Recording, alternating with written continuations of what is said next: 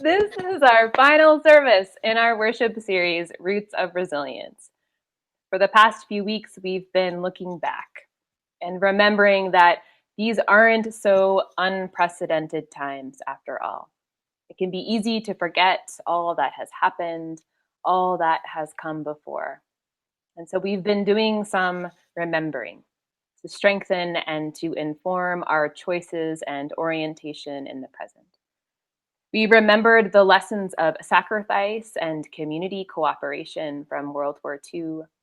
We remembered the ways an unfamiliar virus amplified discrimination during the HIV/AIDS crisis, inserting anxiety about how we touch and encounter one another as embodied people.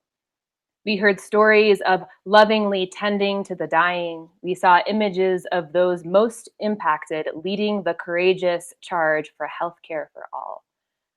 And we remembered or imagined all of what our own ancestors survived, those that came before in generations past of blood or tradition, and how they continued to choose life in the midst of it all.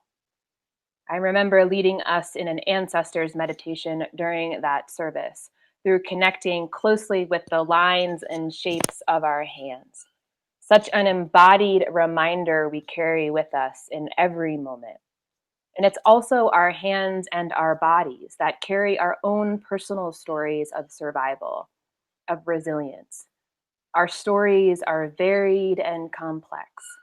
This morning, we are centering many of your stories of personal survival and resilience, taking the time to intentionally remember that what we've already lived through, not only as a reminder of our resilience that just is, but also to remember the specific things that helped us to survive. And so I invite you to listen to these stories with an open heart, staying curious and connected to remembering your own stories of survival.